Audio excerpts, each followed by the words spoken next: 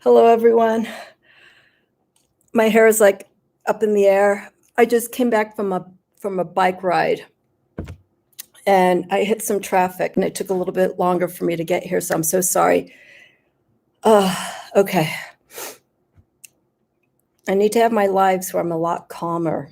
It's either my dad calling or I'm in from my bike ride.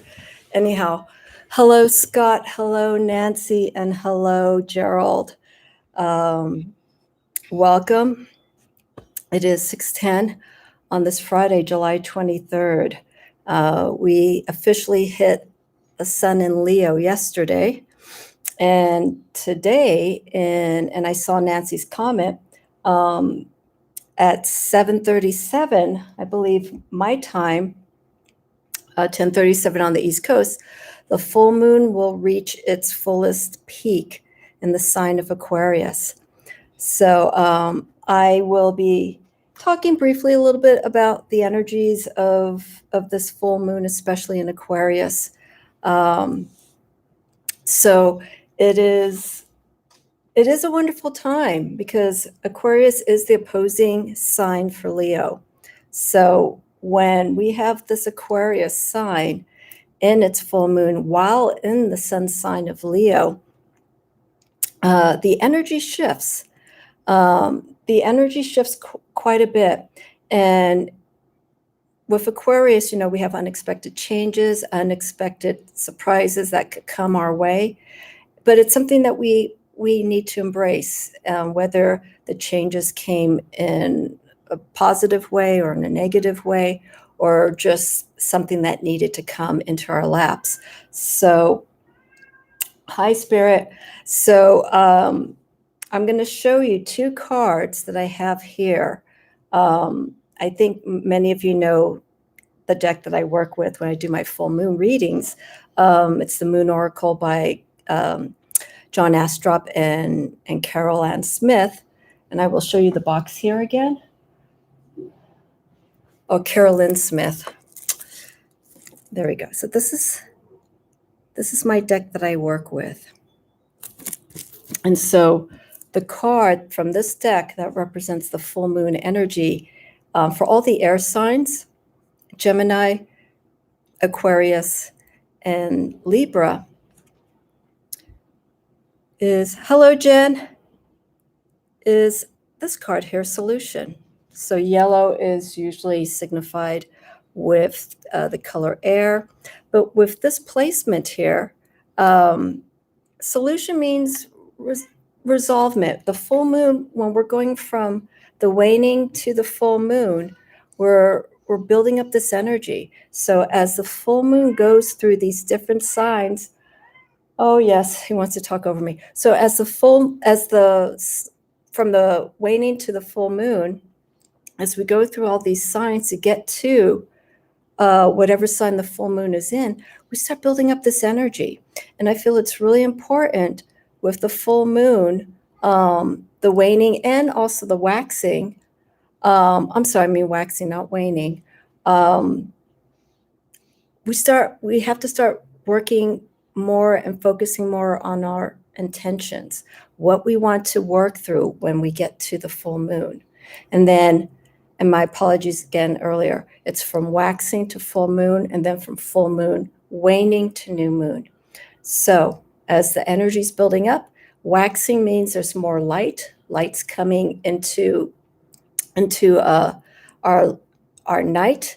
We can use the energy of that full moon, depending on the sign and what phase it's in, to bring in that energy that we want and work specifically with the energy of that sign in the phase that the moon is in. So with this full moon here, okay, and I'm going to show you this other card from one of my favorite decks, the Heavenly Bodies. This is the Aquarius. Okay, so Aquarius they have the keywords here as progressive, imagination, originality. I think that is philanthropy. But besides those keywords, it's also, I feel what's really important with Aquarius is we're thinking more about humanity. What is the best interest for those around us? Aquarius is an idealist sign. They look and see things, they see things for what it is, but what they do is they stand back and they tip things around. They see things from the corner, from the middle, from the inside out. They see it in different ways.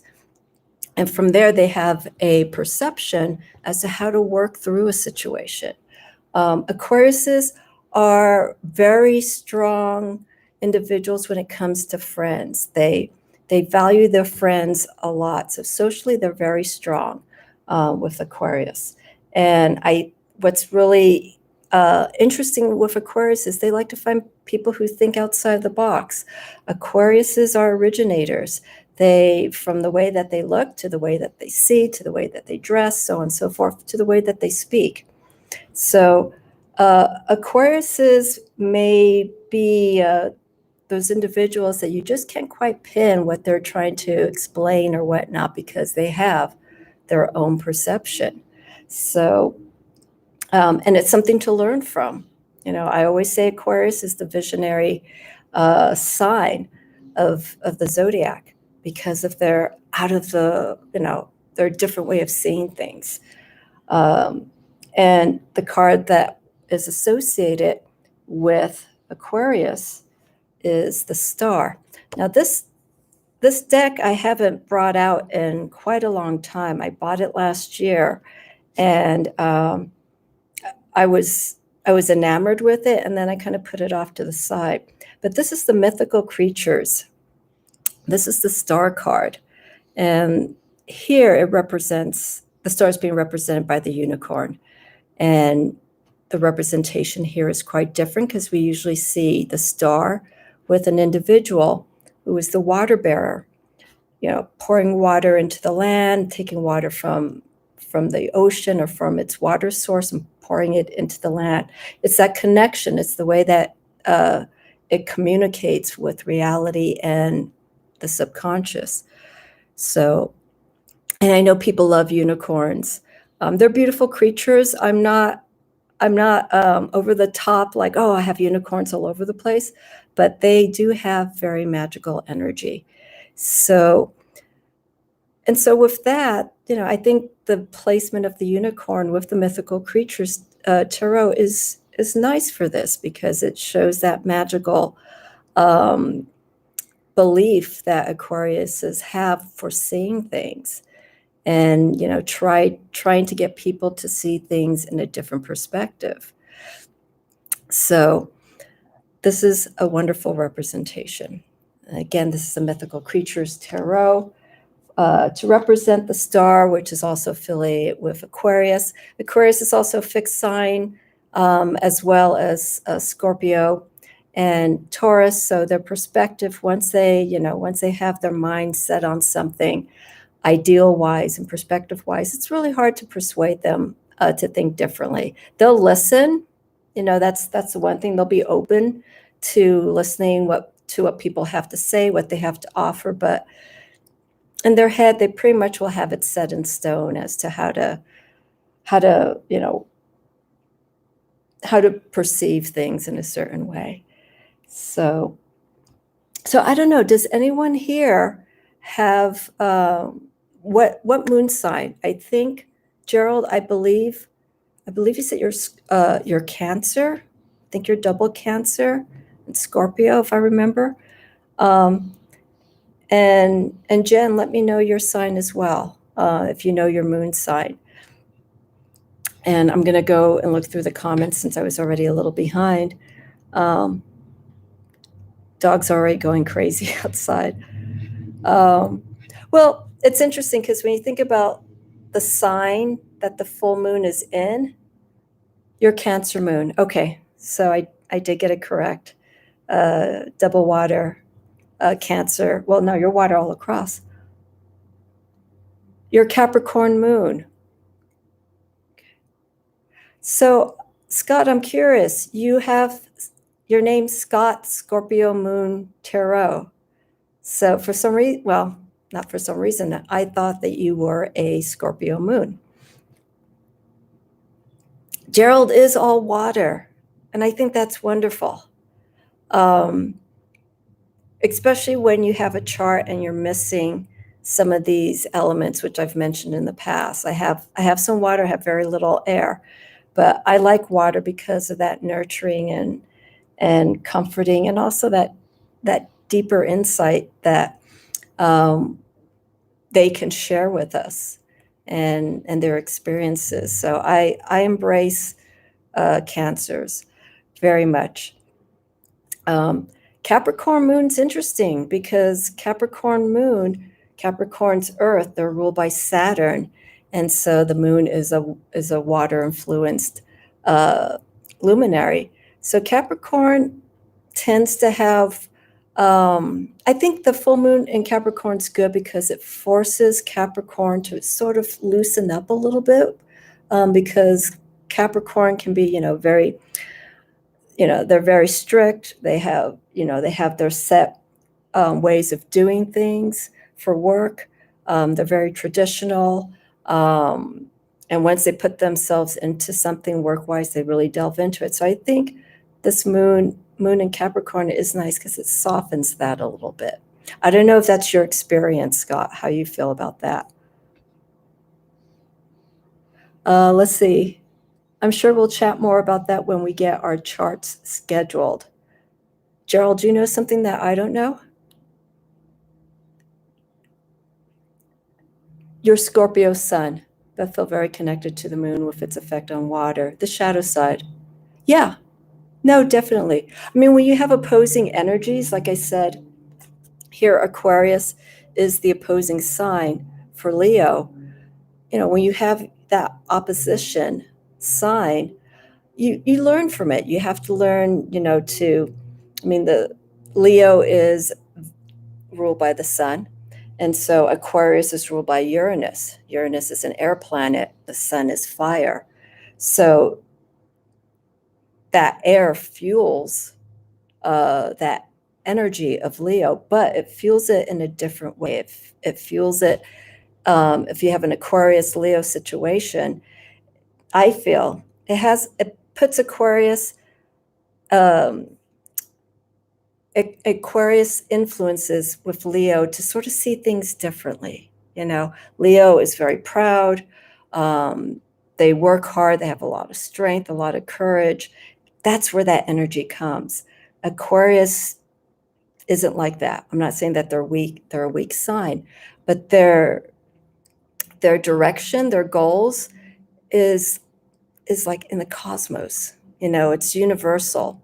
So I think with Aquarius Leo, if they work together to understand each other, they could balance out. I feel opposites attract very nicely. You don't want to have too much of the same kind of signs or too much of the same kind of elements if you're in a relationship with someone, because I think maybe after a while it could get stagnant. You need to put something in or have something different to counter those elements and those signs, personalities to make it different, to make it more interesting.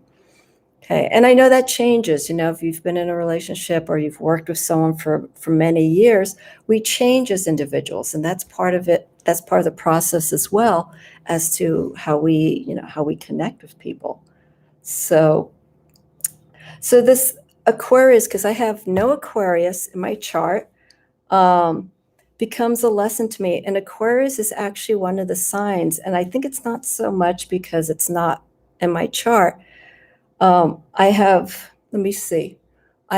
2 signs that are absent in my chart, and one of them is Aquarius. And so I know a few Aquariuses, as far as I know, that they've told me their sign, but there's something challenging with Aquarius, and I think it's just because I don't have that influence in my chart, that I can learn from them. I can learn from their qualities. I can learn from, thinking out of the box, seeing things differently to a certain extent, because sometimes ideas can go a little bit over the top, and it's just, I could take so much, idealism and different perspectives, but ultimately, it comes up to the individual who is receiving that information, to take it to where they want to take it. But because of that, I think the influence that I can have with Aquarius, especially since we're in this full moon, is just to be open. Let's focus more with this full moon energy to just be more open-minded, but more in a universal sense. And what I mean by that universal is like just being aware of where we are and what's going on with other people and how we interact with people and how we share our ideals and our thoughts towards people. Think differently. What can you do during this full moon? I think we're going to be in Aquarius until, let's see here. We're going to be in Aquarius until Sunday. And then at 8:30 on the West Coast, 11:30 on the East Coast, on Sunday, the 25th, we move into Pisces. So we're going to go from, the expansiveness of Aquarius, and then we're going to take all that energy, all those sources that Aquarius can influence if you want to embrace this kind of perspective, and then we're going to internalize it. And then at that point, the moon will be waning, and I want to see exactly what position, because if you want to follow the moon, I think it's really good if you find a moon app that follows the progression. And I'm going to show you this moon here, or this app here. Let's see here. Okay.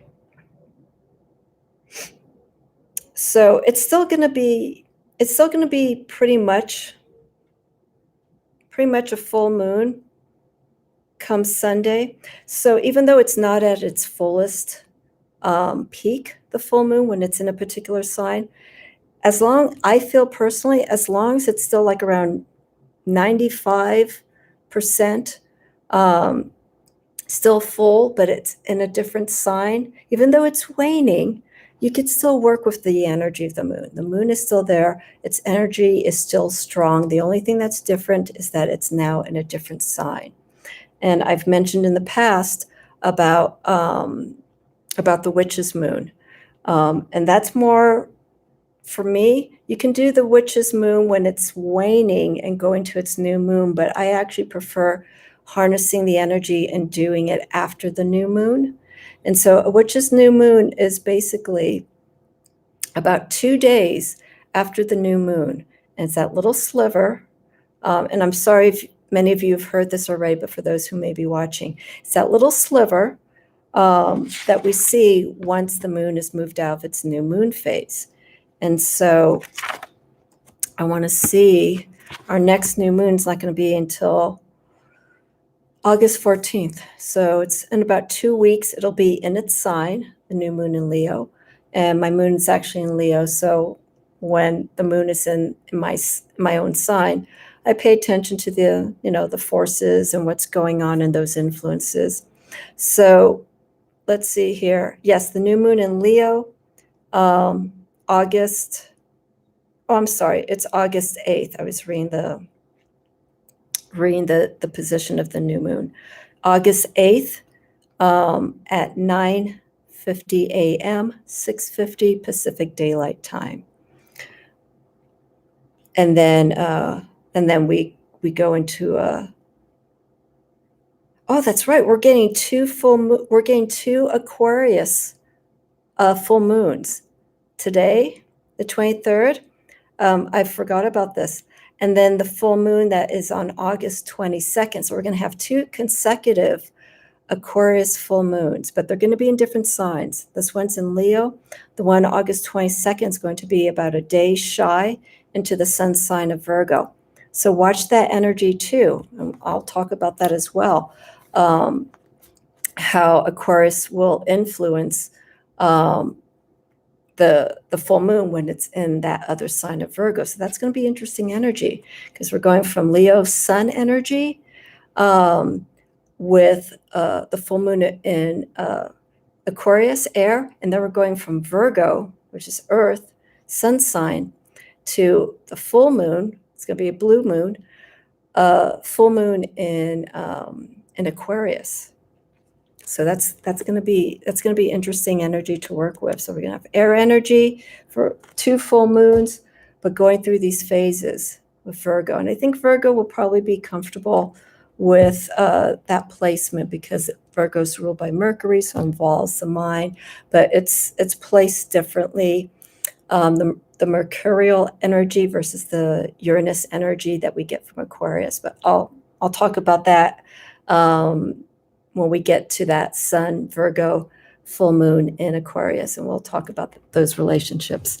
Ange, hi, how are you? Thank you for coming.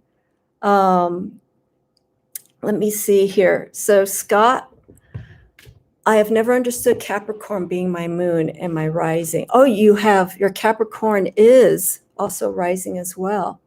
Let me ask you, Scott, what is it that you're not clear about? What doesn't, not settle well, but what doesn't seem clear to you about it? Is it just the way that you connect to those forces, to those energies? And in the meantime, let me move back here.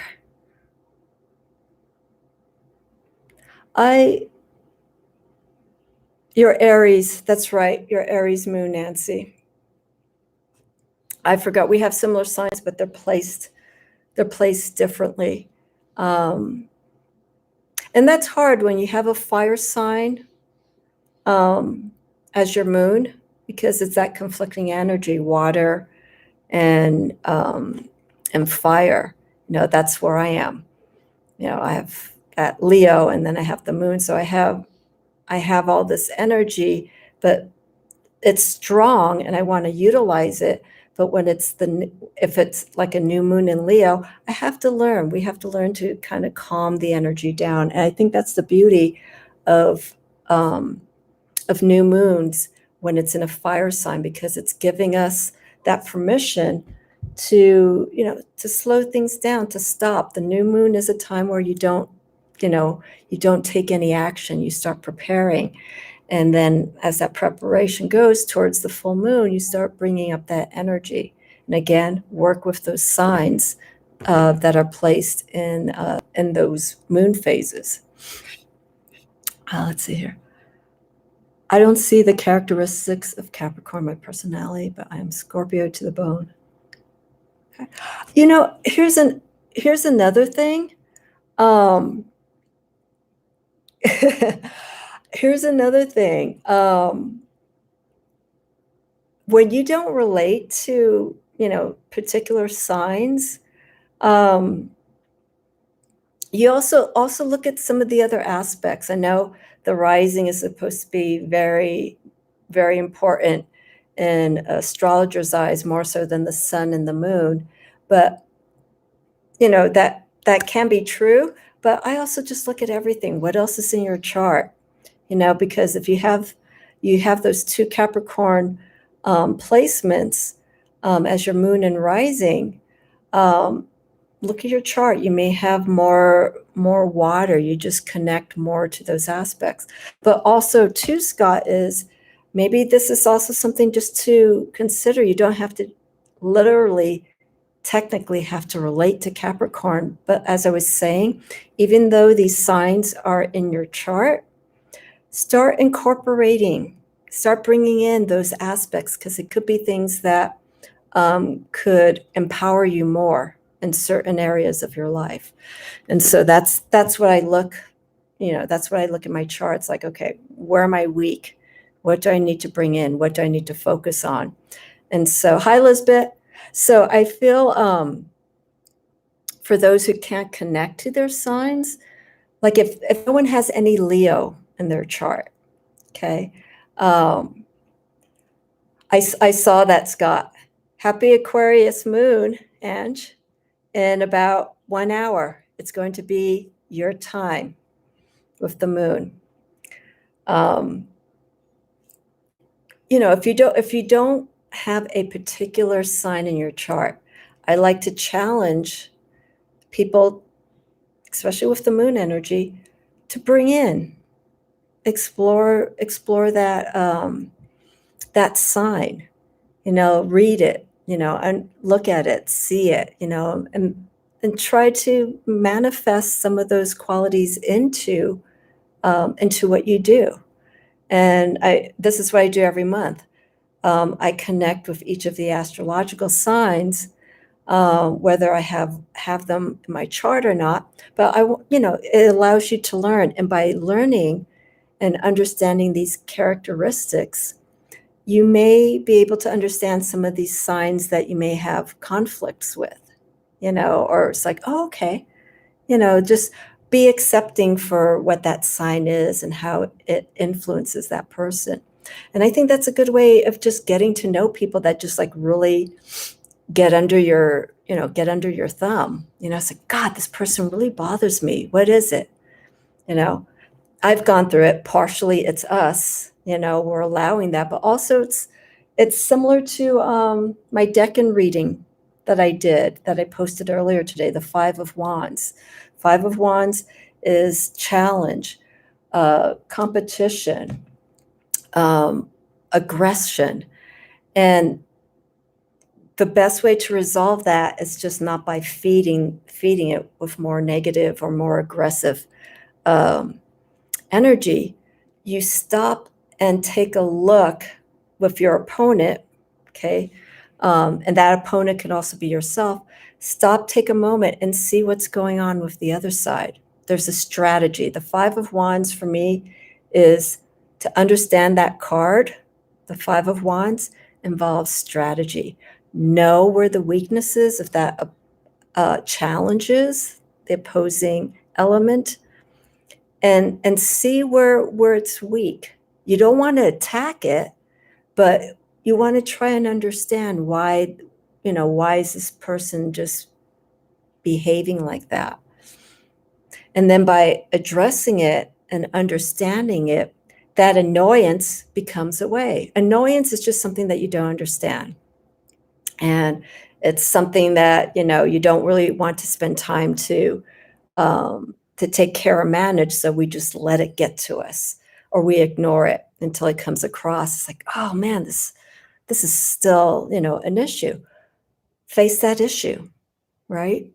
And see what you can do from that other person's perspective.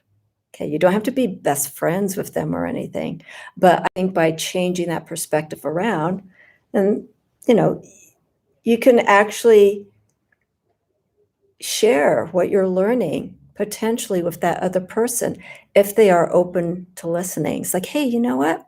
How about if we do this? It's compromise. The Five of Wands involves holding back. Someone's going to have to give up. Someone has to hold back. Because if you're constantly doing this, I'll show you the card here.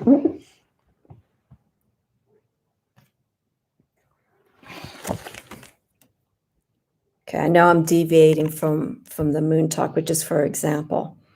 Okay, look at the body language here. Okay, this person here has that fist. Okay, that's the challenge. But the body language here, the person's just kind of holding back. And I like the way the contact is going. It's eye to eye. But look at the emotions. This person's angry. This person's just like, I want to try and get through to this person, but not with anger. It's how you face, that situation when it comes up. Some people say fight fire with fire, and that's totally fine. And this is from the Lumina Tarot.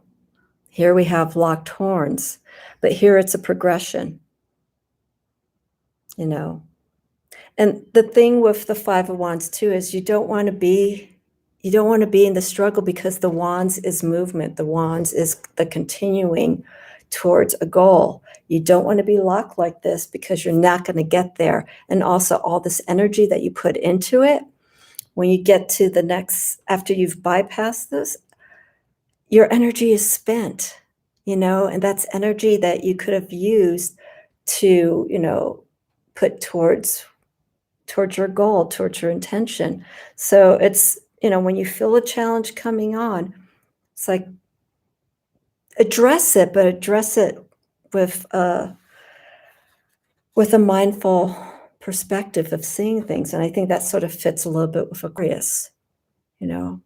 How would you get your different way of seeing that situation? How would you explore that with the opposing energy?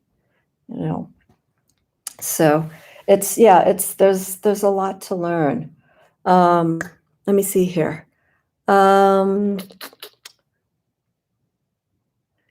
Elizabeth, you have your natal moon. Yep, great. Aquarius. Actually, I want to ask Ange and Lisbeth, how are you feeling right now? So when your moon is in your sign, okay, here it's full moon, how does your energy feel?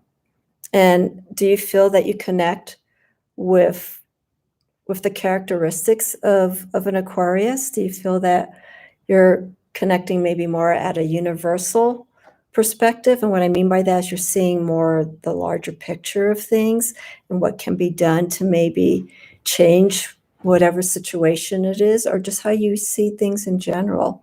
Do you see a change in your energy emotionally, or also spiritually when the moon is in your sign? I'm curious to know that. Hello, Patricia. Thank you for coming in. So that's something I like to get feedback from. How do you feel? And I know, Gerald, we've mentioned or talked about this through the chat, that you definitely feel the moon, especially the moon being in Cancer and all the water signs. But when the moon is in Aquarius or in these air signs, how do you feel? How does your energy feel? Full moon also too can also amplify the energy and the characteristics of the sign that it's in, and it could be too much. So at that point, you may want to just level things off, so that you can see clearly. I mean, I remember one time, it was in February last year, the full moon was in Leo. And I just remember because some stuff was going on and it cleared itself. And that full moon in Leo felt so good. It felt, because it is that sign of courage and strength, it was that energy that I needed. And it was something that I would never forget. Yeah, it's just the moon outside. But when you really pay attention to the sign that the moon is in, you can start feeling that energy. You tend to have clearer thoughts in air signs. Okay.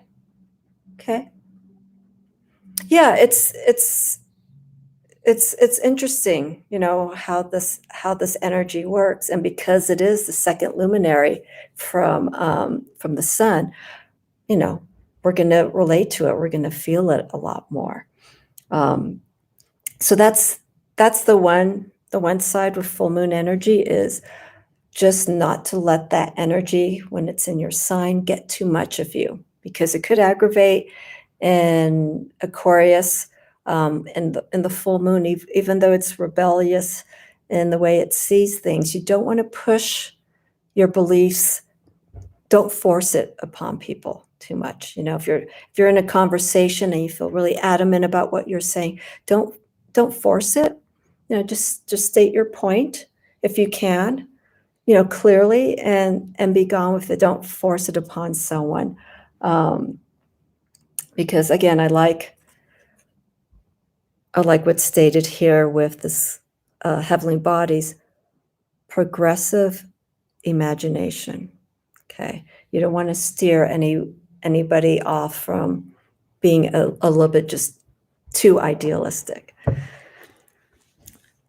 Yes, Gerald. It is the water bearer. The water bearer, I came across a very interesting explanation of, the water bearer, but it being an air sign. The water bearer, like I had mentioned earlier, we see in the tarot that it's pouring water in and out, or it's pouring water from its source, a lake, and pouring it onto land. It's that meshing of the subconscious and the conscious. And so that's what I was saying with Aquarius, it's the cosmos, it's the universe. It's something that, that is beyond us. But Aquarius knows how to blend those two energies. It's blending the emotions, which we have from the water, and making it concrete with their ideas. But their ideas are expansive. They talk, and like I said, they're visionaries in the way that they talk, the way that they express things. And so it's like the collective unconscious with the Aquarius. That's how they think. They want to share their message, not just to you, not to a small group. They want to share it to everyone. And so the water bearer is that connection with the emotions, and then bringing it out as that water gets poured onto the land, the conscious realm, and expressing it outward. It's just the concept that they have to share with people. It tends to be more, like I said, more lofty. It's more in a different place. Some people will understand it, and so that's why with Aquarius, it's important for them to connect with people that think like them, because then they can, because they are so different in their perception of things. They want to meet someone and exchange ideas like that, and share that kind of commonality. It's like, yeah, it does go beyond that.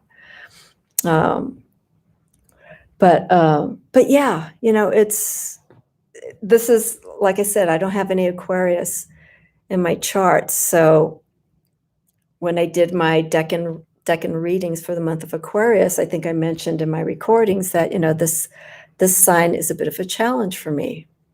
But spiritually, I can understand it.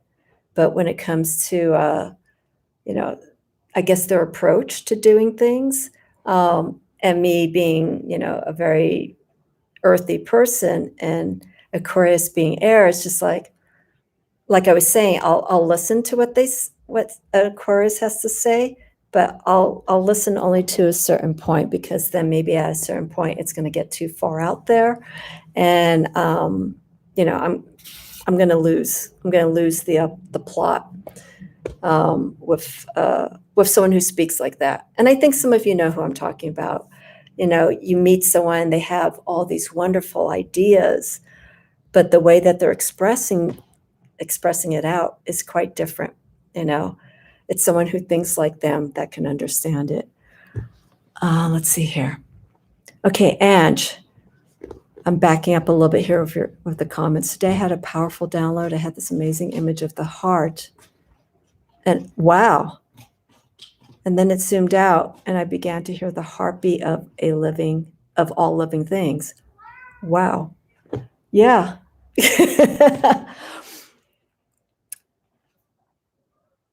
I'm going to show you this really so you can see the detail. Okay. So we see the vessel. Okay, the vessel represents us. The vessel is the body. So if you see in tarot cards like the Wildwood Tarot, instead of cups, they use the vessels. Okay, so the vessel is the place of the emotions.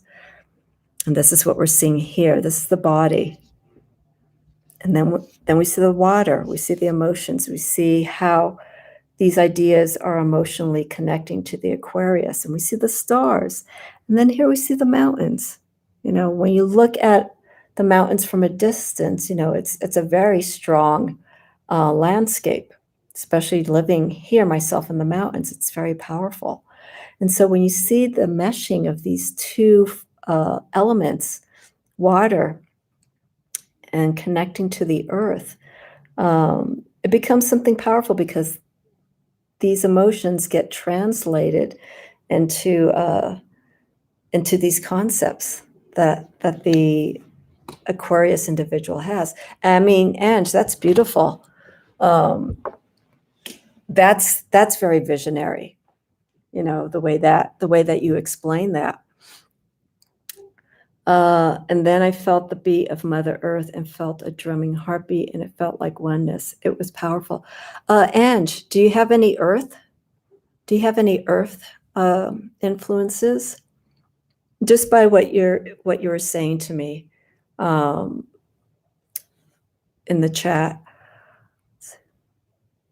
Yeah, Jen. I know you say you get so lost with astrology. I really would love for you just to explore it. You know, just keep it simple. Don't feel so overwhelmed, because when I started my practice with the tarot, I was like you. The tarot was something that I felt more drawn to than astrology at the time. Astrology, like when I had the conversation with Attila yesterday, he mentioned esoteric sciences.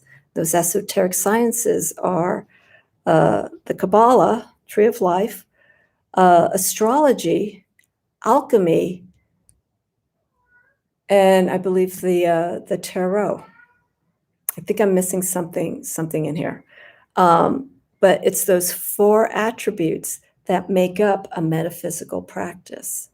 And so, you know, I think the best way, if you want, Jen, is just, and I'm certain you've looked at your chart, just look at your chart and just start basic.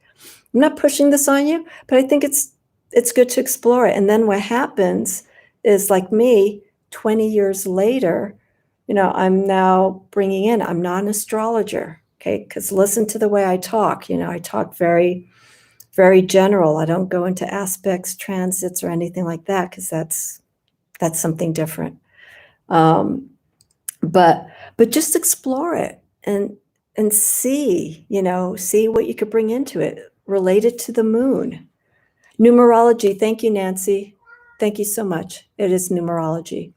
So numerology, we'll do this again, astrology, alchemy, and the Kabbalah, Tree of Life. Thank you, Nancy. Thank you.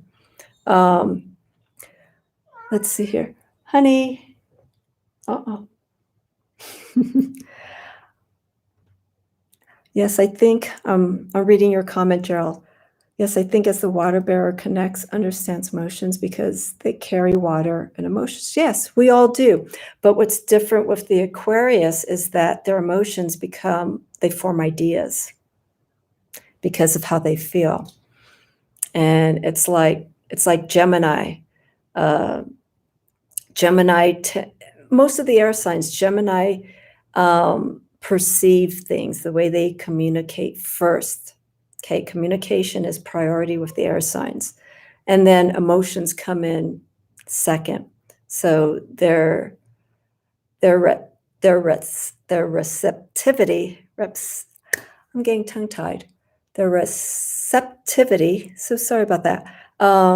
Comes here, and then it follows here.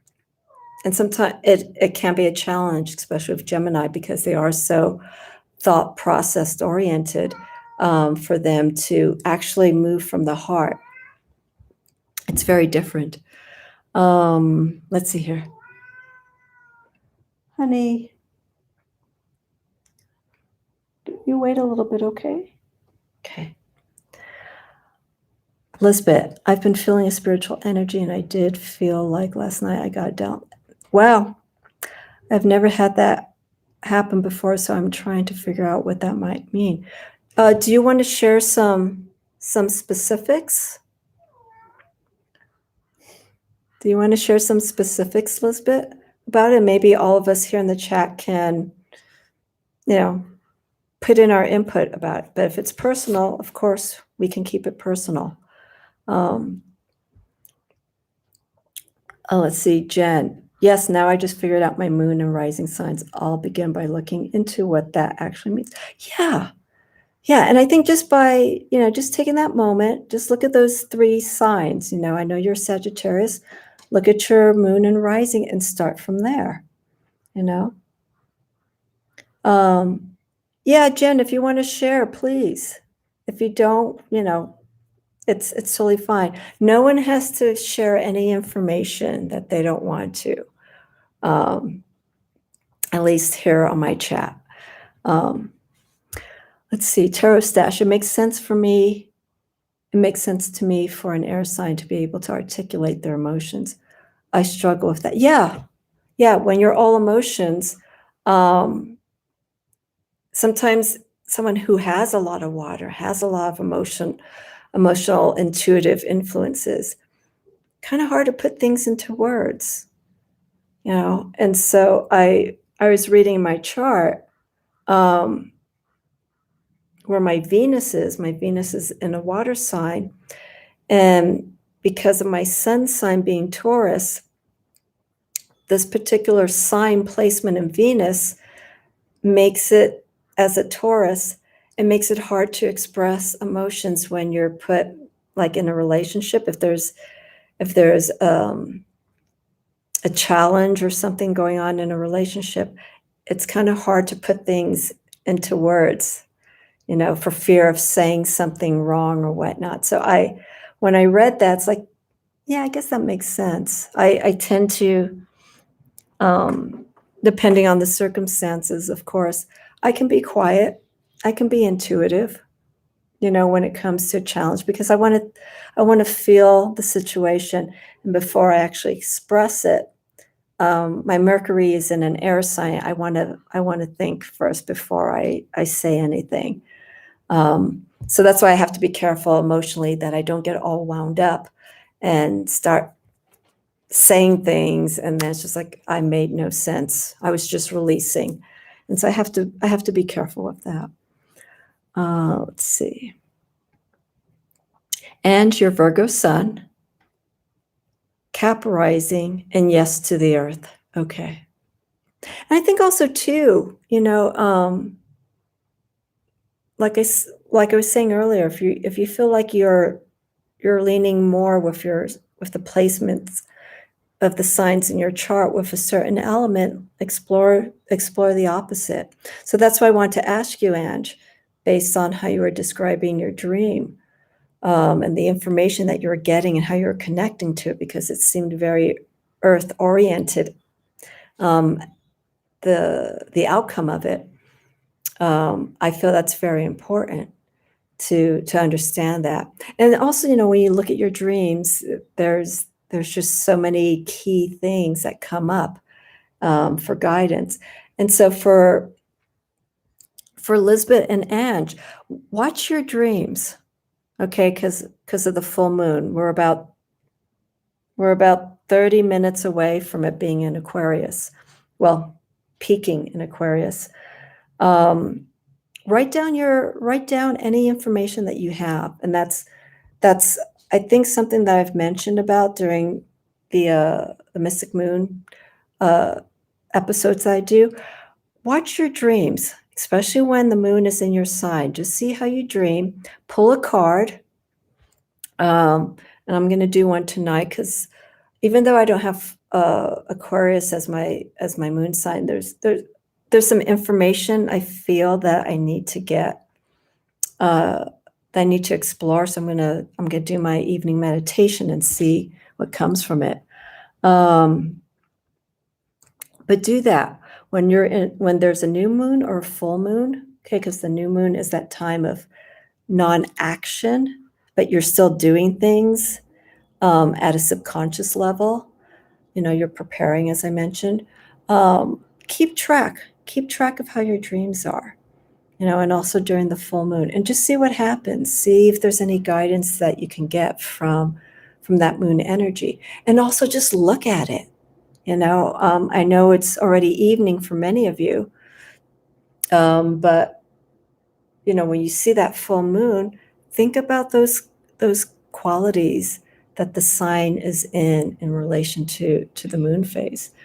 You may connect to it in that way. Let's see here. Let's see. Jen, you have Taurus moon and Aquarius rising. So Aquarius can still affect you when the moon is in that sign. So that's what I'm saying, that the moon doesn't necessarily have to be in your sign, but if you have that sign, so for instance, moon in Cancer, if your moon isn't in Cancer, but you have Scorpio, like in the immediate planets, like the sun, moon, or rising, if you have any of those influences, the moon can still influence that energy in that sign, maybe not to its fullest because that is your moon sign, but it can still, I feel like it's still it could bring in those influences during that time. So I could be affected by the Aquarius moon, and that's what I was saying. I'm feeling like something, I'm getting information. So if you feel that, go with it. Explore these signs, these signals that you may be getting, because there's probably a good reason for it. Let's see here. Yeah, Jen, like Scott was saying, I think it's nice to have a little bit of everything: earth, air, fire, water. And then that element that's missing, you could just work on those attributes, what to bring in. If you need more fire, work on that. You're Sagittarius, so you're probably very strong with your Sag energy. Excuse me. Let's see here. Yeah. Fire, earth, air, correct. I'm scrolling back here. It's just a sudden flash of a door opening just as it's going to go to sleep. Huh. Wow, Lisbeth, that's amazing. Yeah, I mean, the interesting thing with the astrology, and I believe I've mentioned this, so I'm sorry I'm repeating myself, and I apologize. I just feel astrology versus the tarot. Okay, this is just my own insight. I feel astrology definitely holds more information, okay, than the tarot does. And so that's why we have these tarot decks like the Moon Oracle, where it brings in these signs. Okay, thank you, Gerald. Thank you so much. All right, have a wonderful night. I sent you an email too, Gerald, so no rush. When you have a moment, feel free to reply. Bon appetit. Yeah, it's there's obviously some relation that we could bring the tarot in with these resources, oracle decks and heavenly body, celestial bodies is another astrology deck that's out there. And I think these decks are good. And Jen, I think this could actually be helpful for you because you do work with the tarot. It'll allow you to merge the astrology into the tarot in that form, in the form of a card, and looking at the information in that way. And then what you can do is, once you have the chart for your children, for yourself, for your husband, you can start doing readings around it. And then next thing you know, you'll probably start doing episodes like mine, Astrology and Tarot. This is what I found out. It's fascinating. I really enjoy it. Yeah, your Sag energy is very strong, though you've learned to tame it a lot as you grow older. I agree. All when you do astrology, when you do an astrological chart, and also when you do just a tarot reading, keep in mind, from my perspective, it doesn't necessarily mean that's going to happen immediate, right? Especially focusing on the astrology charts. This is the chart at the moment that you were born. This is what was going on. As we go older, and like you're saying, Jen, our energy shifts. We'll see some parts of our chart that are very strong in our younger years, some that become less during certain parts of our life, and some that become empowered when we grow older. And so when we look at these charts, when they're broken up into a time frame, it's like you may go, this doesn't make sense. It's like, because it probably hasn't happened yet. You haven't gone through that phase in your life, like the Saturn return. All of these planets that that come back. I mean, we're not going to be seeing Uranus, Neptune, or Pluto returns in our lifetime. But, you know, in the meantime, our signs are placing those planets for our generation at the time they were born, but we still learn from them. And they do shape us at various directions. Let's see here. Yeah, Scott, it really is. You know, it really changes things. And so that's why when I got the Unified Esoteric Tarot by Attila, it's just like, this is it, you know, because it shows, oops.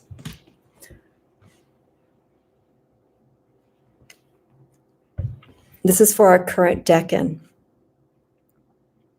For Leo. So we have here our date, July 23rd to, we'll make sure it's August 2nd. And then, you know, the UET, it has the symbol, the alchemical symbol.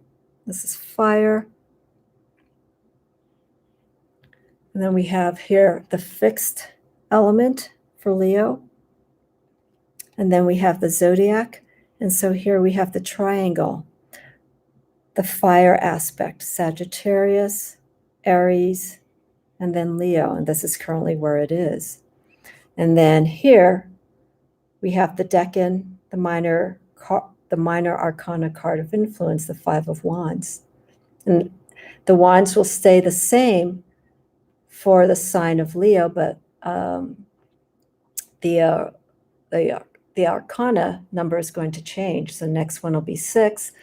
When we get to from August 3rd until the next decan, and then 7 will be the last decan, which will take us from Leo into Virgo. So this is actually, Scott, because I don't think you were able to stick around for the entire chat that I had with Attila. He has the Aquarian Hermetic Tarot, and I think that could be a wonderful deck for you to work with because it encompasses everything. And also what's different with that chart or with that deck, the Aquarian Hermetic, he also includes the time. So with each decan, with that Aquarian Hermetic Tarot deck, there's also a time associated to the decans. So let's say here we have the first decan in Leo. He has a time assigned to that decan. So let's say it's between 7 and 9 for this. That's where the energy can be considered strongest for this particular decan during that week. And so if you're working on something, you can use that time between that window to manifest things or to release, but still working with the influence of that sign and the energy of that card, like the Five of Wands. Hello, Woolly Hermit. How are you? Thank you. You were a very fiery child. Well, that's fun. Sagittariuses, I know a few. I like that because they have that adventurous spirit, you know. They like to, you know, they do anything on a whim. It's very, you know, it's very exciting in that sense. Let's see here. Yes. If you go, you know, if you look back at the discussion, Scott, that I had with Attila, I have his information there. And the UET deck is out of, it's no longer in print. But the Aquarian Hermetic Tarot is like the sister deck. It's the follow-up deck for the UET. Pictorially, it's different.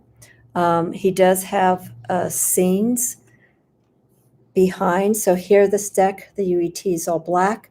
So in place of the black, with the Aquarian Hermetic Tarot, he has landscapes, but they relate to the elements. So like for water, he has like a sea landscape, waves, I believe. For fire, there are flames in the background, so on and so forth. So, but you can see all the information there on his website.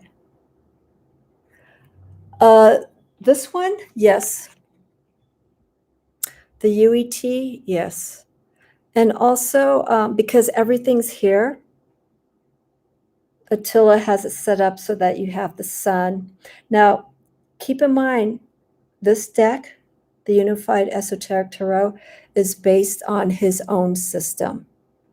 He has influences from the Golden Dawn, the Doth, all these other metaphysical resources he has experience from, but he's used and done much research. This deck took about 25, 30 years to produce because he looked at everything. He's a Virgo.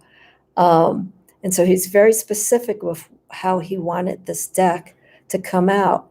And in our discussion yesterday, he even said that his newest deck that he's working on, the Karpathy Tarot, is going to incorporate this, but he's finding more room for expansion from the system that he created.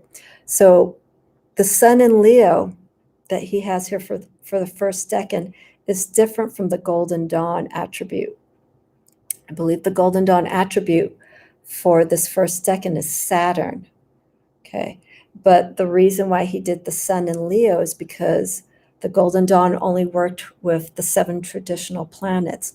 This deck incorporates all of the 10 planets. So when he created this deck, he had to shift the planets around.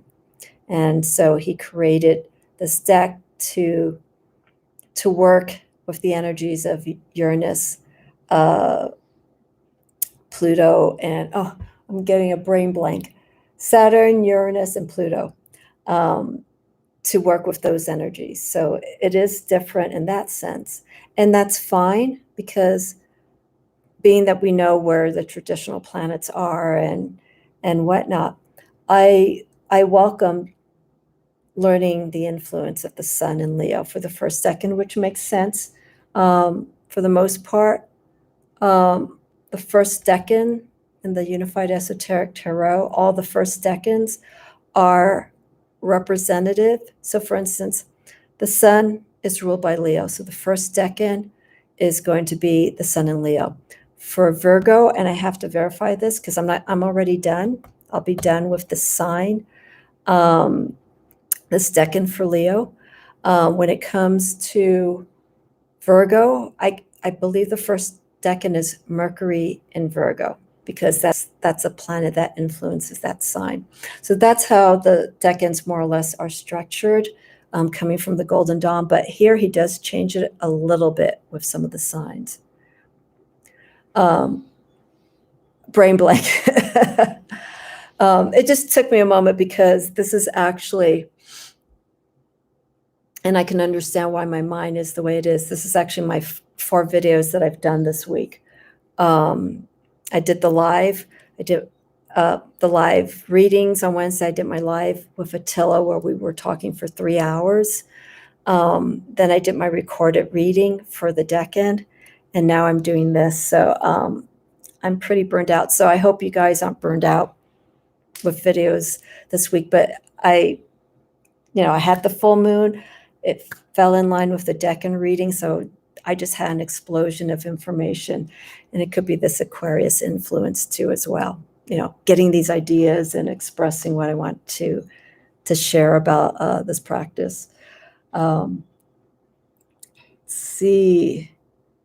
Yeah, so going back to you, Willie Hermit, this deck is good. Okay, there is a lot, so ease into it. Well, this deck isn't around, but if you decide to get the Aquarian Hermetic Tarot, it's very similar, and there's a lot of information. So just ease into it. Another deck that I will recommend, here it is.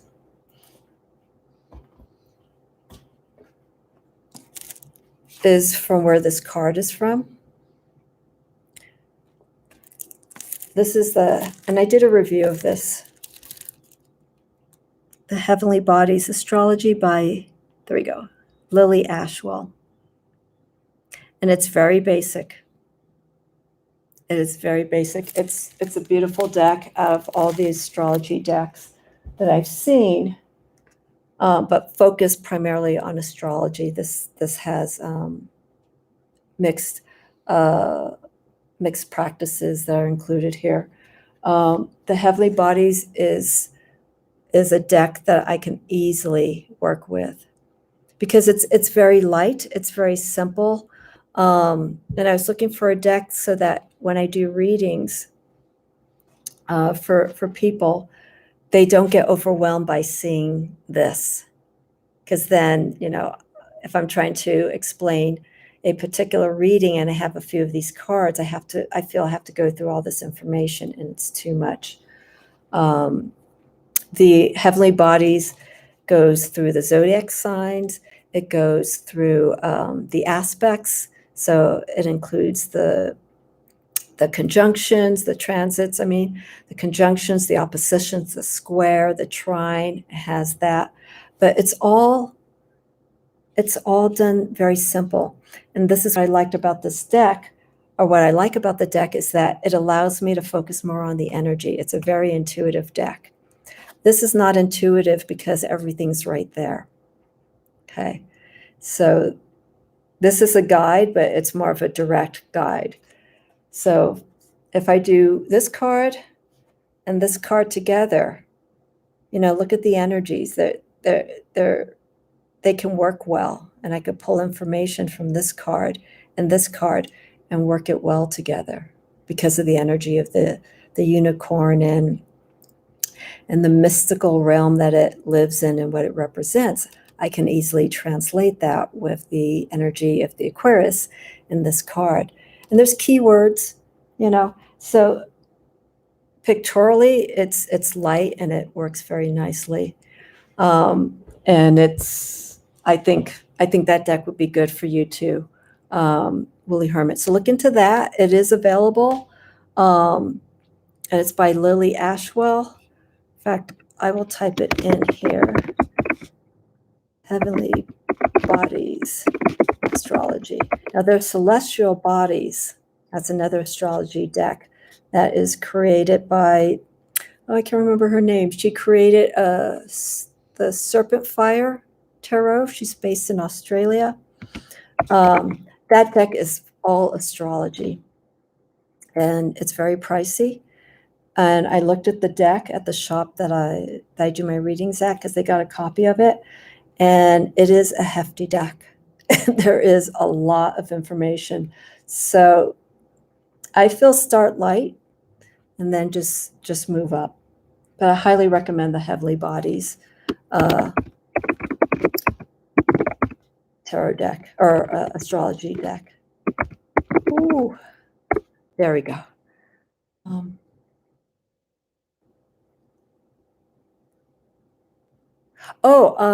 Ange, the deck this is the Unified Esoteric Tarot. It's out of print, but the deck that he has, like I said, is the sister deck, Hermetic Tarot by Attila Karpathy. I'm typing it in, and I'm also going to type in his website. You can also buy it on Etsy, I believe, as well. Tarot. I'm spelling it right. There we go. And like I said, I did the interview with Attila yesterday. So if you want to scroll through the information, it gets very esoteric, and we went back into talking about some of the traditional styles of tarot. But if you scroll through it, he makes mentions and he shows the cards very briefly. Oh, it is 7:37, 10:37 on the East Coast. So we have, and it's funny because the last time I did my Mystic Moon Monday, I think it was the new moon, and it was like around 6:30. So I'm talking and I'm counting it down. So I think what I'll do is I'll stick around right at that point when the full moon peaks, and I think right there I'll end this episode, so you can go and work with the energy of the moon, look at it if you can. Um, it's all good. Does anyone have? I like that. I like that, Ange. The moon. Does anyone have any clear view of the moon? Are you able to see it? And if not, it's totally fine. It's just acknowledging that energy of the moon. I want to say probably the most outside that full moon in Leo. I think the most interesting. Oh, so I missed something here. I think the most interesting moon phase, and it was very unfortunate because of the pandemic that many of us could not go and experience this with other people, was on Samhain, Halloween, October 31st, 2020. The full moon was in Taurus on Halloween, and I was doing a live. I did a Samhain live, and after the live was done, I went outside because the moon was just there, and I just looked at it. I got a little tingly because of, it being the full moon and Samhain, and we have all this energy at that time that's moving around. And I did a personal ancestral ritual paying homage to family members that have passed away. And it was sad because people really wanted to, be out on Samhain and on that momentous time, because I don't know when the next full moon on Halloween will be. I think it's going to be at least maybe another 10 years or so, something like that, maybe a little bit less. But it was wonderful. So, oh, it's cloudy where you are. Okay. Well, you know what? When it's cloudy and the full moon's there, some people say, hey, if the moon's obscure, does the energy lessened? No. The full moon is still in its face. It's just being obscured by the weather phenomenon known as clouds and fog. So the energy is still strong. So you don't necessarily have to see it, but the moon is at its fullest, or it's at its darkest, or whatever phase it's in that you're working on. Angie, hi, how are you? Je t'aime. Work, you can still do the work that you need. It just becomes unique when you can actually see it, because it becomes even more powerful because you're seeing it, you're feeling it. But you could still manifest that energy when it's cloudy or foggy. Clouds covering, but looks like it could change soon. Yeah, woolly hermit. I've had a sunburn on a cloudy day, and I found that out the hard way.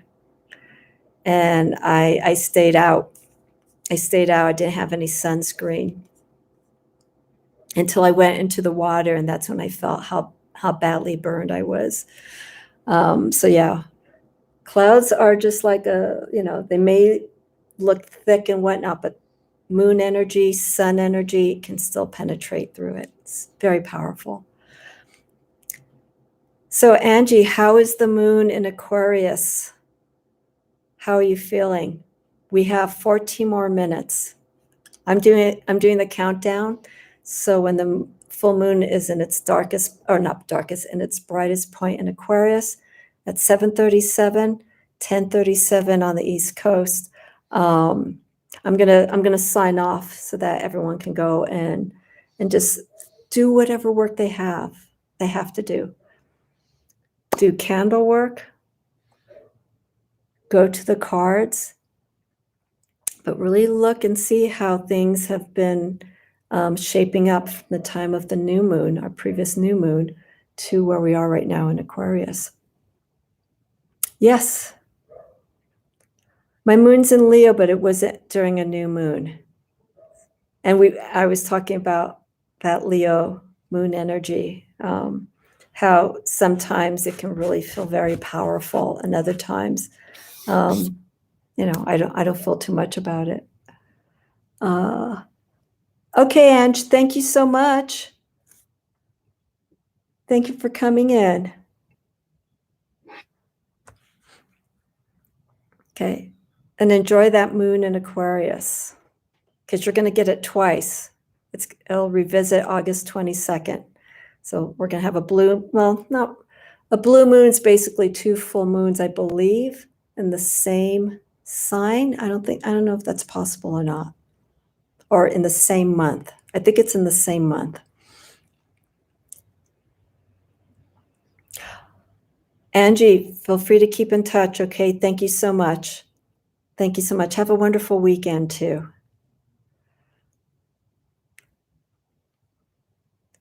Same month. Okay, thank you, Ange. So yeah, it's going to be an Aquarian influenced August, but in different signs, as I had mentioned earlier. Angie, can I ask you? We have 12 more minutes. How do you feel? I don't know how quickly you can type this. How do you feel about, with you being an astrologer, how do you feel about the full moon in the sign of Leo? Okay, because we know that Leo is the opposing sign for Aquarius, or vice versa.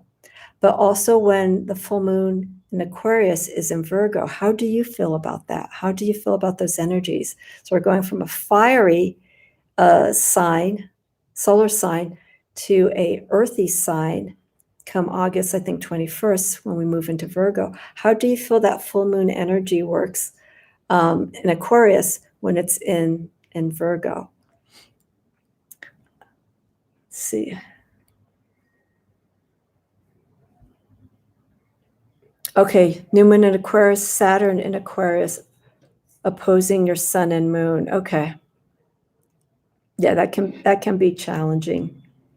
And that's the other thing too. Well, Saturn in Aquarius actually can actually work together, because Aquarius is that fixedness with, with their perception of things, and Saturn is that discipline. It puts Saturn in Aquarius, I feel, actually puts structure and direction and a little bit more focus for Aquarius when it comes to that Uranus influenced aspect that Aquarius is associated with, that planet. It just puts everything more clear and more focused. You have more energy when full moon in Leo and earthy signs go over the 4th house of home and touches. Okay. That's a lot. That's a lot. Yeah, I think the full moon in Leo, when the full moon is in your sign, for anyone who's watching, like I was saying earlier, just be careful. Things can get amplified and it can get pushed too much. So when you feel that overexcitement or that overaction, just bring it down a notch, but still be who you are, but just be aware of your energy and where it's placed, because that full moon can actually increase quite a lot. So that's why I always welcome the new moon. The new moon is just like, this is like the party, the full moon. You've reached the peak of the party, and then as it wanes, people are slowly, the concert's finished or the party's done, and so the energy starts slowing down. You start, changing, how you feel about things, and things are just in a different perspective when that energy is waning. So that's one thing to keep in mind too, Jen, if you're still watching, is just watch when that full moon's in Sagittarius, and just notice if that energy does shift for you. If you find yourself wanting to be a little bit more on the explorative side, and that's actually not bad. That's not bad at all. As long as it's being productive, and maybe put it towards your practice. Focus on those qualities that Sagittarius is known for, but hone it, put it towards learning something new, expanding what you already know. I want to look here. Okay, we got a few more minutes, and then I am going to wind it down. Okay, new moon. Yeah, we're not going to be seeing any Sagittarius, until December. The last time, I'm looking more at the moon energy. For you, Jen, the next moon phase that's going to be in Sagittarius, which makes sense, is going to be on December 4th. And that's going to be in its new moon phase. It'll be the new moon in Sagittarius. So I'll explore that when we get towards the end of the year. I'll see how much longer I'll be doing these Mystic Moon episodes.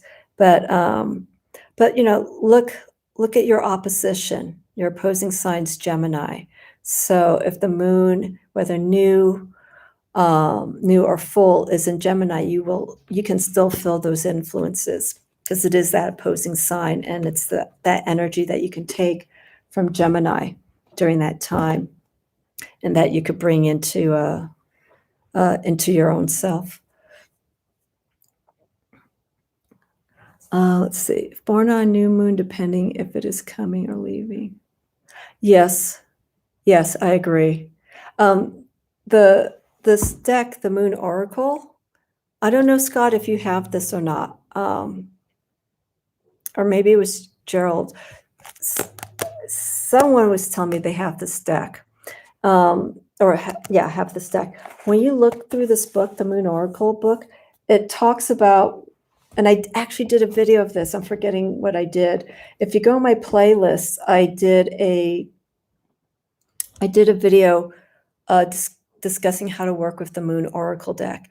And I pulled out some references about the energy based on the position that the moon was in when you were born, whether it's new moon, eclipsed, full, so on and so forth, and how that affects. So I'm not going to go into it, because then I'm going to get lost and sidetracked. But look at the video. If you do a search in my playlist for the Moon Oracle, you should see it. I think I may have time-stamped it, where I just talked briefly about the different phases that you were born in, and how those definitely affect us. If you're born during a waxing phase, you have that energy of progressing and showing movement towards your endeavors. When it's waning, the energy tends to be a little bit more reflective until we get to the new moon phase. Let's see here. Yeah, Jen, definitely. If you're still having your moon cycles, that plays a big role as well, and probably more so. So watch that, moon in Aquarius. If you're on your cycle and the moon's in Aquarius, your perspective towards things could actually maybe be boosted. It can be encouraged. Maybe it's a time to, not pay attention to what's going on with your body, even though obviously what's happening, but to remove yourself from feeling any discomfort that you may have during that time, and use that energy that the moon is in for healing, and for, if it is the moon in Aquarius, if your cycle is going on during the moon in Aquarius, think in those realms. Think of those influences that Aquarius has. I'm doing a sleep test. Oh, wow. Oh, wait, are you serious, Angie? That you have this machine for sleep apnea? You're welcome, Nancy. Oh, you do have it. Okay. Ashna Manu, how are you? Oh, wonderful to see you. Hi, Ashna. No worries. I'm actually going to get ready to wrap this up, because we are 3 minutes away. Happy full moon in Aquarius, everyone. And yeah, I'll be doing my live next week. Probably be on Wednesday. But yeah, Nancy, with the Moon Oracle, pull a card. Pull a card and see how it resonates with you, or if you want to connect with the energy of the full moon with Aquarius. You could do a quick pull. See, I am, but I have the testing machine to find out whether. Oh, okay. Oh, wow. Wow. That's, I don't know if you're going to be able to sleep, but just relax, maybe do some breath work just to kind of get yourself relaxed so you can at least have, hopefully, a restful kind of sleep, How long will, oh, hang on. I did my full moon water and charge. Excellent. That's another thing with the full moon, which I think is pretty obvious for people who have a metaphysical practice. Charging your decks, okay, your crystals, any tools that you use, but keep in mind the sign that it's in, okay? So it's a full moon in Aquarius. So this is a time, again, for maybe putting a different perspective in your practice, bringing in that energy if you're charging the moon in Aquarius. What can you do that's different with your practice, and work on that, explore that, do that shift. How long will okay, you did a typo, Willie Hermit. How long will okay. It's just like a minute, not even that. Okay, we got 1 minute. 1 minute, full moon in Aquarius. Its brightest peak. Unfortunately, it's still light outside. Will the power, okay. I mentioned earlier, I'm going to go a little bit over, the app that I have here. Oh, I just got my notification. Happy full moon, everyone. Happy full moon.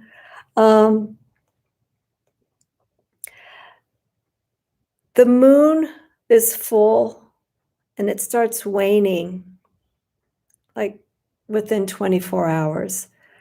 And I had mentioned earlier about the witch's new moon. And the witch's new moon is after the new moon when it's gaining light. So in this case, I feel the energy of the full moon is good for still probably about 2 days, because the witch's new moon is about 2 days after its new moon and it starts gaining light. The full moon starts losing its power, if you will, decreasing its light in about 2 days, 1.5 to 2 days. You may not see it immediately, but let me see how well this will show up. Yay, full moon. Here we go. I'm going to pull it away. So there's this full moon.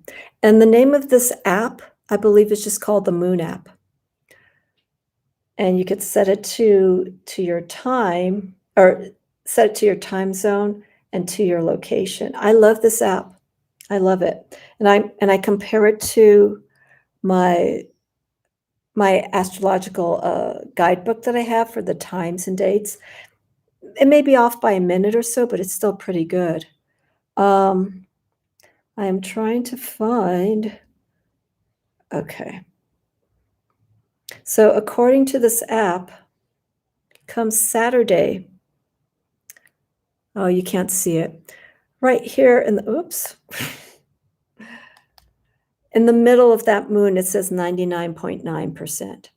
As I feel personally, as long as that light is still bright, you can still do your moon work. It's just right at that moment, at that minute, 7:37. That's the peak of where the energy is brightest. That's where you can release or draw in whatever you're intending. It's just that moment, that peak. So if you were doing work in accordance to the time as the minutes were building up to that moment, you just use whatever energy you have. and just put it into what you want to work on. So at that moment, it's just the peak, you know. As long as you stay committed to it, you know, and keep putting. You don't have to do candle work all the time. It helps if you like to do that, but just to bring your fullest attention at that moment when the moon is in its darkest or at its peak. It's the 24th for you. Well, like I was just saying, you know, if the moon is still full, the moon is still in Aquarius until Sunday when it moves into Pisces. So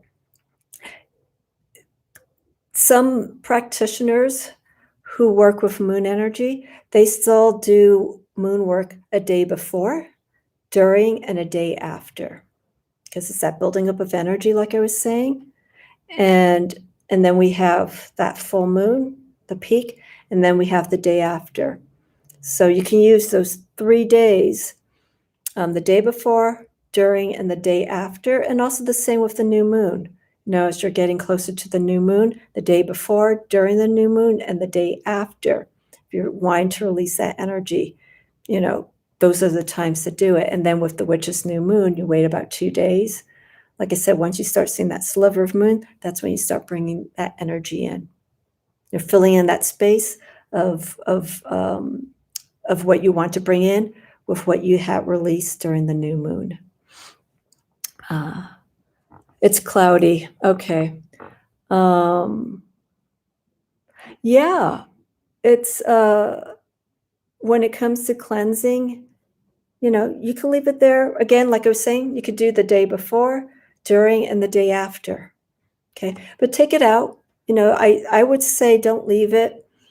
I have an area in my bathroom that the moon hits, and it's quite nice.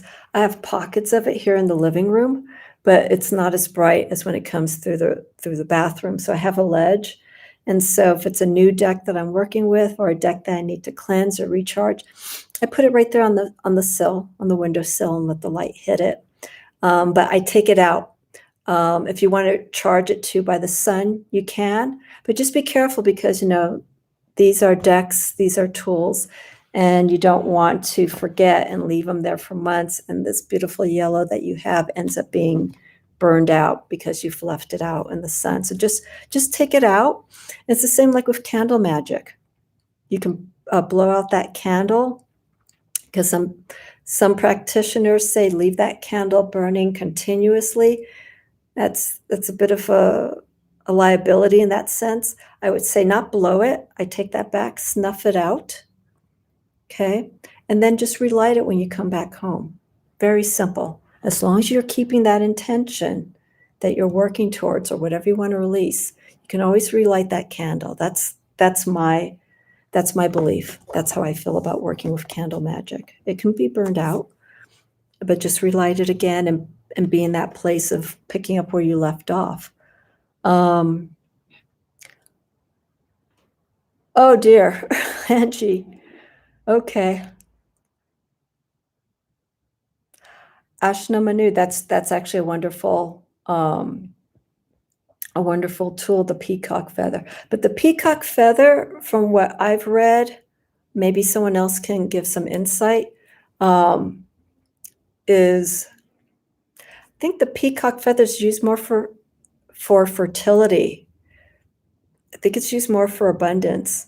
So if you feel that you want to use the peacock feather to release something, maybe in relation to a relationship of some sort, maybe that would be a good tool. But my understanding with the peacocks are of bringing in beauty and also attracting a mate.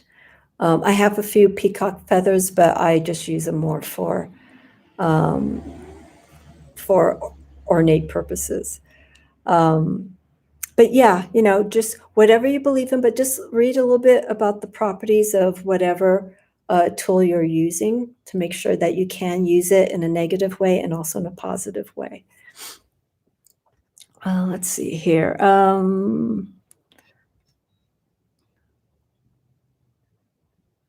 Yeah, Ashna Manu. Don't worry so much about the time. The reason why I just timestamped this for the time of the full moon is just so people would know. If you wanted to leave this chat and start working towards your intentions with the full moon energy, that was the time to do it. Like right now, me speaking to you, I'm working with a full moon energy because I'm talking about how I perceive things, my experience, but I'm putting it in a spiritual platform. So this works wonderfully for me. Let's see here. I guess the skunk was looking for the full moon too.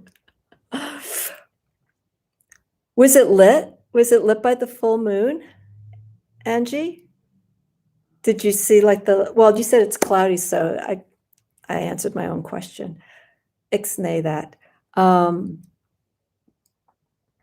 Yeah, hawk feather, that works. I think hawk, not that you would have an eagle feather, crow feathers, birds that are very strong, that have strong energy, I feel are good for releasing and also for drawing in, because they have those properties. They're very strong and they know how to work with the energies that are negative, how to manifest things that are positive. They're very strong. They're very strong spirits. I could not find the full moon. It must be in the back. I'm in the... Wow. Okay. It sounds wonderful. But I'm sorry about the skunk. That is not a good smell because, you can smell it for miles on end.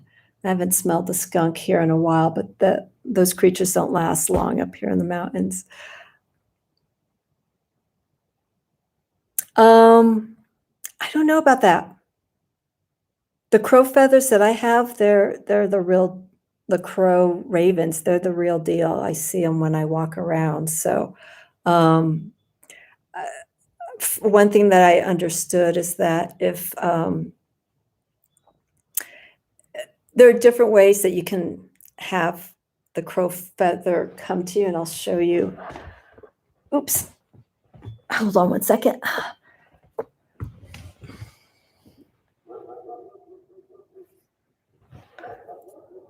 Here we go. This was on my altar until Spirit got to it. But, I left it like it is. He chewed the quill of it. But there are different ways. If the crow feather, like you're walking and you just happen to see it, you can feel free to grab. I think that's fine. But also I have to think about the energy and the manner of the crow feather, how to obtain it. So for instance, what I mean by that is, let's say you're walking and you see a whole bunch of feathers like spread out. It's a good chance means that animal, that crow or that raven was killed. And so I feel in respect to that, I would just leave the feathers because it was under those energies that, that beautiful creature passed on. But if you're walking, or even if one of these just falls in front of you, especially if it falls in front of you, you take that, because the crows, ravens, owls, they're messengers. Owl feathers, I don't think you can have. I have some other feathers from quail, blue jays, because we have blue jays here. I think one of the quails, I have one that's orange and white and it has little dots on it. So they're very small. They're very delicate. But those, I just see. Let me see here. There are no crows in New Zealand. Wow. Let's see. I'm missing a little bit here. I'm going to start wrapping it up. Um,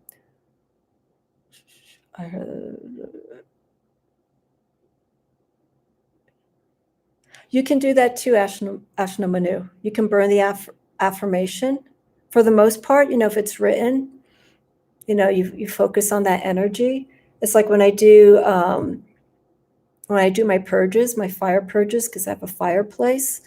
What I did for New Year's, from New Year's Eve, or on New Year's Eve, my date books, I only had 2. I burned them. And not because of the kind of year that 2020 was, but I burned them because, that's the past. I want to focus on moving ahead and forward. So I burned it. And I put intention, and I put my thoughts and reflections during this purge. So yeah, definitely release it.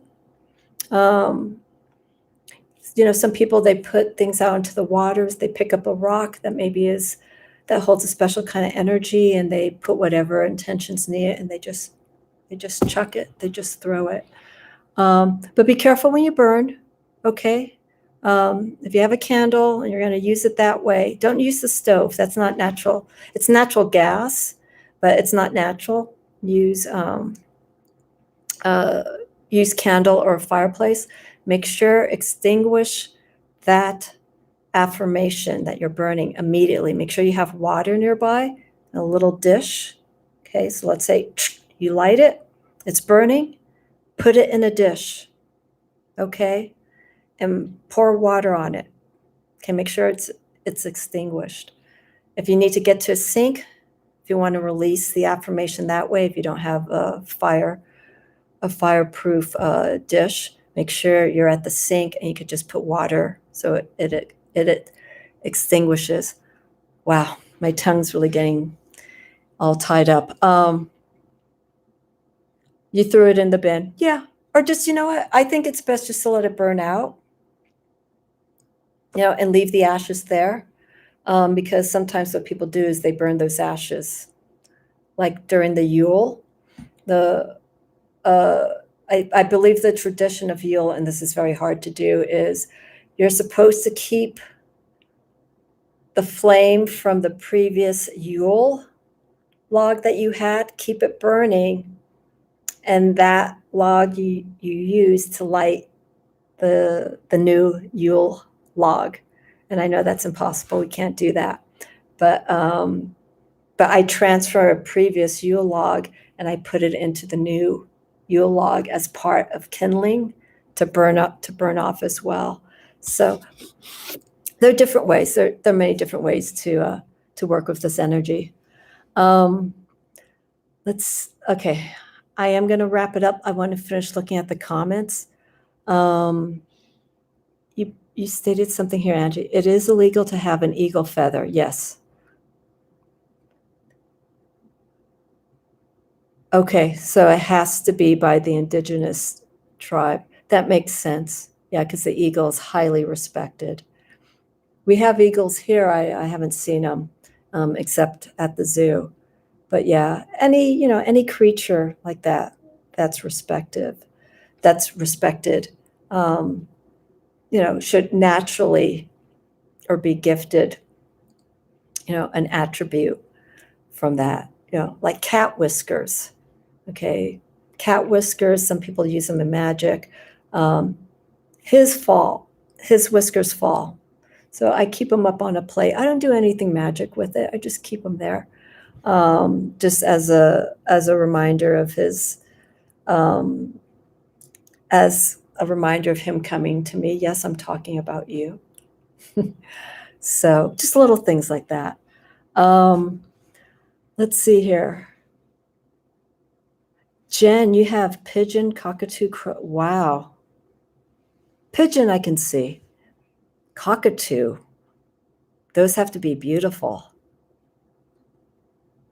Because the cockatoos, they're like white, pink, and green, if I recall.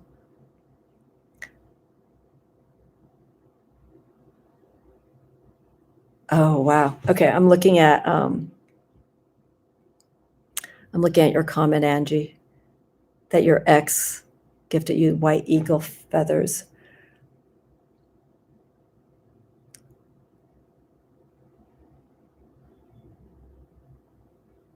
Normally, wait a second, residential school burial site? This is in relation to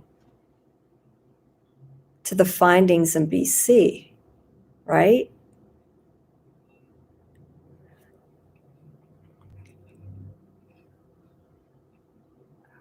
All right, Jen, yes.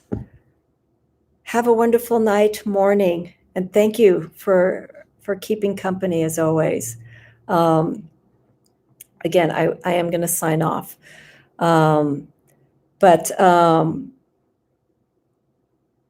Jen, thank you. Appreciate that.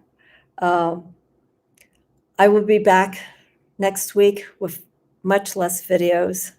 I'll be doing my live. I may have one. I have to. Oh, yeah, I forgot Lammas. Lammas is next weekend. Lammas, I believe, is on Saturday or Sunday. So I'm going to do a live for Lammas, very similar to my summer solstice. I'm going to do a reading for Lammas. It'll be live, very simple, but I'm going to leave the chat open. So feel free to come in, share any experiences or what you're doing during this time of harvest for Lammas, which is August 1st. So that'll be next week, Saturday or Sunday. I'm waiting to see if I'm going to have a guest. If so, I may have to change it around. But yes, okay. Thanks so much. Okay, Wooly, go. Wooly Hermit, go. Take care of yourself. Okay, thank you, Ange. I had a feeling because you're in Quebec, but because of the findings that they found in BC, I thought maybe this was. I just saw about that immediately and was thinking maybe they found something there. I'd love to go and visit this place, whenever I get back into Canada, or whenever we can be safely able to travel over there. Okay, I am starting to drift. I'm going to eat. Angie, thank you so much. I'm going to do my roll call. Oh, I can imagine the energies there. You definitely have to be grounded and protected when you go into places like that. I haven't visited a cemetery in a long time. There's not even one up here in the mountains, so I don't know where they bury people if they do that process up here. Okay, I'm going to do my roll call. This is something new that I've been doing. You're welcome, Angie. So my roll call is, as people are leaving, I just say goodbye and good night to everyone. I scroll up for anyone who's still here or they had to leave. This is my way of just individually giving thanks for you for being here, for keeping me company, for support. And I do hope we can meet in some capacity, because I like to take this from the internet realm into the physical realm. I'd love to meet each and every one of you, if at all possible. So with that being said, Angie, je t'aime. Good night. Have a wonderful weekend. I know I'll see you soon via internet. Jen, have a wonderful night and weekend. Happy Aquarius Full Moon. Ashna Manu, thank you so much for coming in and being supportive. I'd love to go to New Zealand. New Zealand's one of these places I want to go to. Lisbeth, 8651, thank you so much for being here and showing your support. I know we have, I think I said Woolly Hermit. No, I did it. Woolly Hermit, I'm certain that you are on the toilet right now, so take care of yourself. I will see you soon. Scott, thank you for being here and just taking part in the chat and sharing your experiences and expressing yourself with everyone here. Thank you, Scott. Have a good night and good weekend. And I will see you soon. Nancy, my lovely Nancy. I really would love to meet you. I sent you, I need an email address so that we can do a chat, and the same with Jen. Because I'm not on Facebook, I don't know how to reach people. So if you can contact me, I sent you a message, Nancy, on YouTube to reach out. That would be great. And Tiny Trinkets and Tarot, thank you so much for being here and having your presence and taking part in the chat and listening. I have Scott. Then, of course, we have Gerald, Tarot Stash, beautiful soul, each and every one of you, beautiful spirits. Thank you so much for communicating and being supportive and sharing who you are with everyone here. Thank you, Gerald, Jen, Scott, Nancy, Lisbeth. I think I'm almost done. Patricia, the silent one. Thank you so much, Patricia, if you're still here. As always, thank you. And I'm going up. I think I got everyone. I'm scrolling really quick. Yeah, that's it, I believe. Have a wonderful new moon in Aquarius, everyone. I will do the next mystic moon during our new moon in Leo, which will be in, I believe, 1.5, 2 weeks. Okay, so I will do another one of these. But until then, feel free to subscribe, share comments. I keep the platform very open, and I like to hear how everyone's doing. You made it back, Woolly Hermit. Excellent. Good night, everyone. Have a wonderful evening. I'll see you soon.